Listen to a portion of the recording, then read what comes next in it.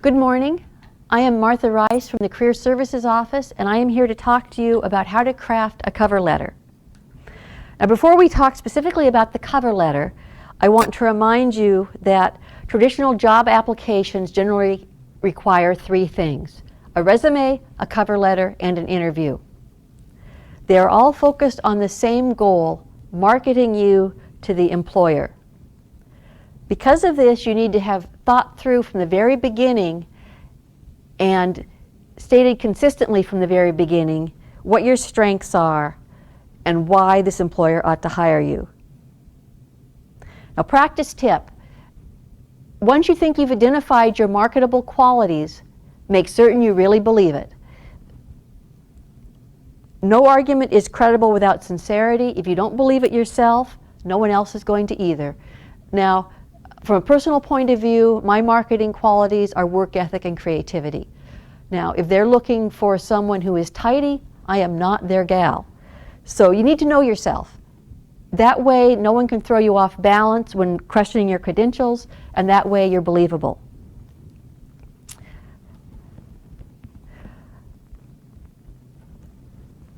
Now, you need to go back and evaluate your skills, and I discovered that in more detail in the resume workshop.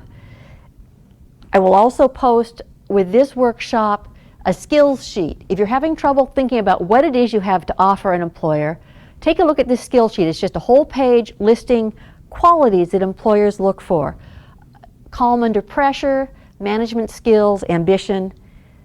Go through this list, check the skills 3, 4, 7 that you think you have, flip the page over. List underneath these skills examples from your life that support your belief that you have them. Never assert a skill that you can't back up with actual experiential proof. If you've done this, you essentially have a rough draft of the middle paragraph of your cover letter. You're well on the way to having a workable document. Now, I will pass out at the end of this podcast and post online a thing I call the formula cover letter. If you follow the rules I list in it, you will get a workable cover letter. The best cover letters are organic. They come from somewhere within the heart and a sincere desire for this particular employer. For the rest of us who are having writer's block that just can't get it out, the formula will work. And this is how the formula goes. A basic cover letter is 3 paragraphs. First paragraph, you introduce yourself, you say what you want, and you use some sort of hook to get their attention. One of the hooks could be, Chief Justice Smith recommended I contact you. That is certain to get the attention of the reader. If it's a small firm in Pendleton, the hook could be, I grew up in Pendleton and desire to return there to practice law. Geography is very important to a lot of employers. Another hook could be some extraordinary job experience you had or some extraordinary background. If you're also a CPA, that could be part of your hook. Second paragraph. Second paragraph is where you want to tell the employer why they should hire you instead of the 200 other people applying for the job. This is where you list your skills and back them up with pertinent information. Now, in writing this letter, and particularly this section of the letter, you're trying to dance the fine line between cockiness and arrogance. You need to put yourself out there, but you don't want to overstate your case for yourself. One way to do this is when discussing the skills, invert the sentence. Instead of saying, and put the experience first. So instead of saying, I have great writing skills because of my LRW grade and because I was on law review, you would say something like, through my experience being editor-in-chief of Law Review and the year-long writing program, I have polished my writing skills, or something like that. That way, it sounds much more modest, but you're still making the point.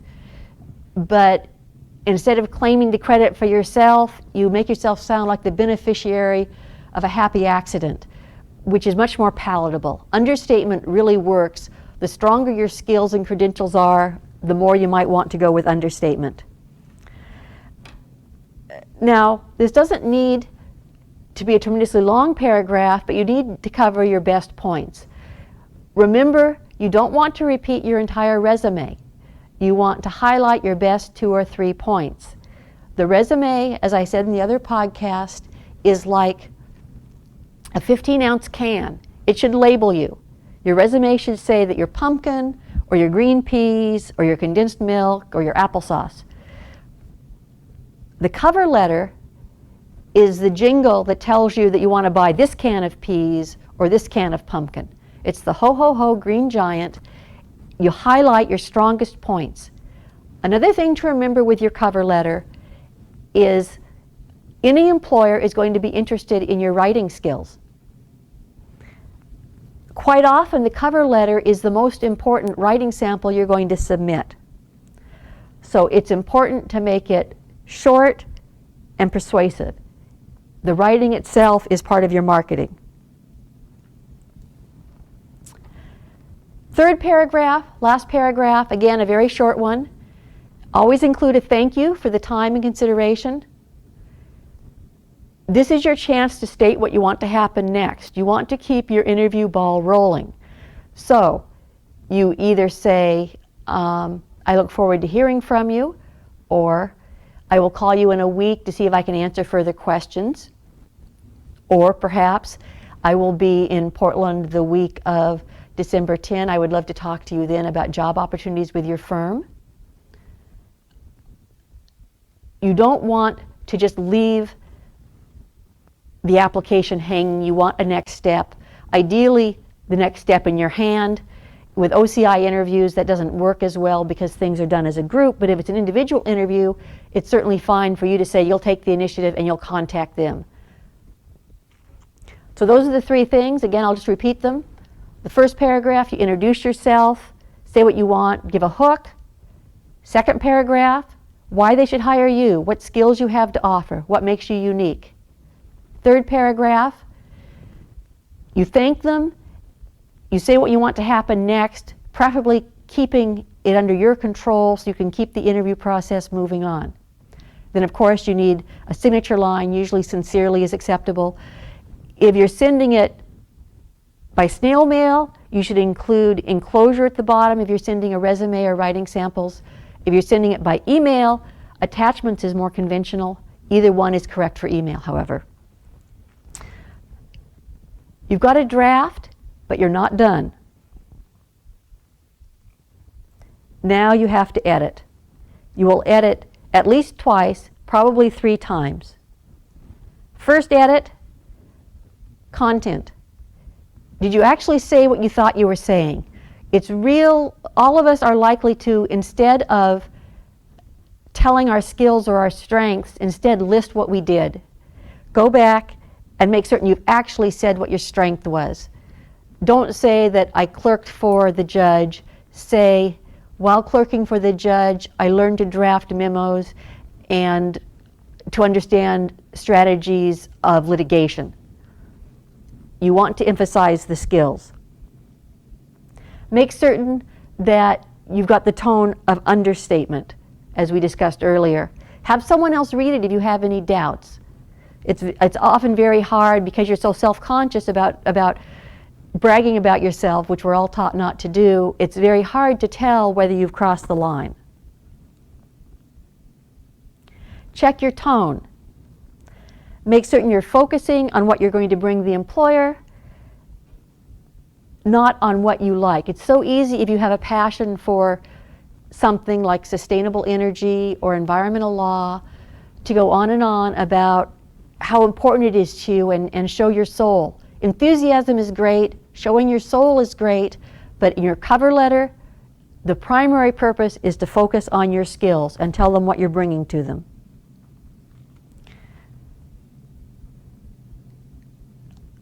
In this edit also, make certain your references are clear. Lots of pronouns get mixed up and you can't tell who's talking about whom, if that makes any sense at all. Second edit, for style. Make certain you have vivid verbs. I will post a sheet explaining more about vivid verbs, but you want to use verbs that create a mental picture in your reader's head. So you might want to be saying something like Sarah walked down the hall. Well, if you say Sarah swaggered down the hall or Sarah staggered down the hall, you get entirely different pictures in your mind. Think about verbs that help you create pictures like that.